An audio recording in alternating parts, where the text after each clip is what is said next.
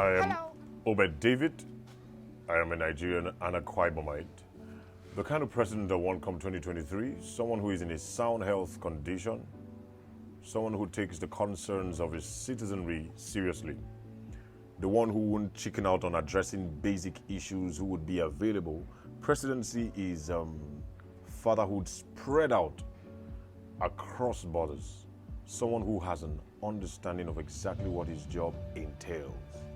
The attacks of Boko Haram and all of that are basic things, not basic, they're things that happen. Okay, they've been happening, they've somewhat become a part of our Nigerian society. But we want a president who will be intentional about dealing with stuff. A president that doesn't fire, that doesn't forcefully retire generals when their time is not due. A president that believes in fair judgment. Okay, let me be honest with you. I like to deal with truth foundationally. Okay. The problems and challenges we're facing in Nigeria are a reflection of who we are. Okay. Okay, so while I am keen about the kind of president I want us to have, I'm also really concerned because that's going to be a reflection of the people. Okay? There are people to tomorrow that would tell you that the best president Nigeria has had is, we mentioned certain names that we know have been woeful failures. You get, because of the mundane nature of reasoning, the myopic, that short circuit reasoning is just confined here because he's probably giving you $1 million or giving you a job. Why can't we own up the truth? You get. So the kind of president I'm looking forward to in 2023 is going to be reflective of the mindset we've been able to birth before 2023. Yes, there's been a drive for YDP, Young Democratic People's Party, okay? And I say to people, Nigeria is not ready for a young president come 2023. Not even young governors. Why? Because it involves financial stability and growth of the young population. What runs the politics of Nigeria is godfatherism. You get. So if you qualify for a political party, your friends don't have the money to sponsor you. You don't have the money. But you have the drive and the purpose. So what a political party does is come to you and offers you some real good monies to make your dream come through or to make you step down. And when you look at your life, every man is going to come through the crossroads of survival and integrity, and they have to choose one. Everybody would find themselves in that place. You get. So it becomes a dice. But when we've grown into that place of financial independence, gone past the abuse of tribalism, you get, and religion, then we'll be able to project someone for something. But then away from that, young or old, I pray most importantly that the next president Nigeria is going to have will have sense in its entirety and would be intentional about picking members of his cabinet that are living in the future. Nigeria has what it takes to turn everything around. But we are so keen about myself, and that's why you can't progress. In business, if you're going to really hit a huge expansion is when you look at we. When you're looking at investors coming in to invest in your business. But when you're doing it alone, you'll definitely be satisfied. But you won't hit broad grounds if you've not expanded. So when the Nigerians and the Nigerian government start thinking about the we factor, how do we reach out to more people, not just for campaigns, but before and doing after campaigns. And then I talked about the mindset of the people. There are a lot of people that are really keen about the 2023 elections. They don't care about what happens after then. People that are not in the electoral offices, you get. People that just want to people that just want to do whatever they want to do to get the money they can get at the moment. You get. So a mindset has to be purged. Scripture says the renewal of your mind. My younger prophet would say the difference between here and there is T. T is not time. It is tired. If you're not tired of here, you will not get there. Thank you.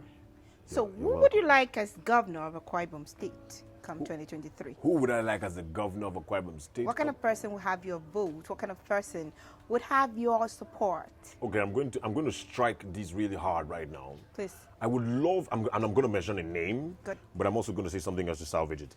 I would have loved to have an ONOFIOK as the next governor of Akwa Ibom State, but no, he is a parliamentarian and he has what it takes to be the next South president, person to Senate president. Okay?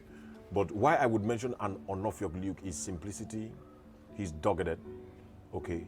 And the nigga don't hustle, so he know what's up. So he's not going to come from posh for you. We don't need some guy that has never been a politician to be our president. He will not understand it. President or governor? To be our governor. he wouldn't understand it. Let someone that has been in the system and understands how it works be that person. Not just great to have good certifications. Wow, one won't mind to have a governor that had a PhD and a blah and a blah. It's beautiful, lovely, makes us respect you. You know what you want to do. You learned, you traveled. Good one. But make it be say you understand within the sub on the grassroots. You know, not just speaking English to us. And so you're tilting towards that conversation where people say we want an homegrown governor. You understand? We know what's so. Okay, so you're going to say that because my voice is not going to come inside. So we need a candidate that is an homegrown, Amanisong, that's grown here, no be foreigner, you get. But most importantly, the reflection is someone who has got the interest of the people, not his senatorial district, not his local government, not just those who supported him. Imagine we have a governor that comes to sit in power and then he gives appointments to opposition party. Someone that understands the 48 laws of power and uses it for the good of the greater and not just his immediate self. So get specifics. For instance, if I was answering this question, I'd probably say I don't want a governor that prioritizes building a worship center for God as against building the people that worship God. There are a lot of things I would have loved to say to you right now about that building thing. There's something I've come to learn about government and governance. I'm citing an example. I get you. Okay. I get you. This is the truth about governance. We see the governor as, like it or not, he's the chief security officer of the state, same as the president. But most of his decisions will not be just reflected on him.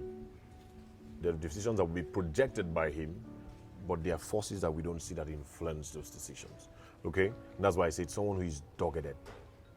Someone that knows they are going to kill me for this thing, you get, but we're going to do it anyways, you get. So, but then, at the end of the day, I want a governor that is accessible, okay? A governor that lives in the future.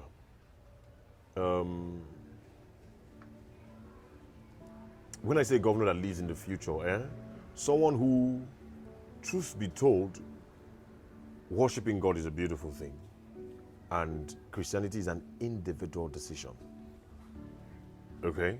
So there's nothing wrong with building God a worship place, but then what other important needs have you met?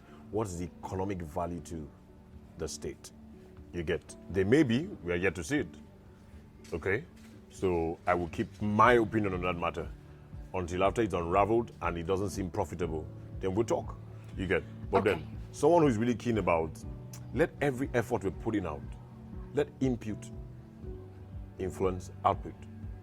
You get. Let it be worth what we're putting in should influence what is coming back to us. And it should be profitable to the AKWA. Finally, who will you not vote for? The kind of characters that you would not vote for. Be it as governor, senator, president. Someone who is tribalistic, someone who is... you need to say, I will not. I will not vote someone who is tribalistic, a religious maniac, someone who is selfish and self-centered, someone who is shallow, someone who is always sick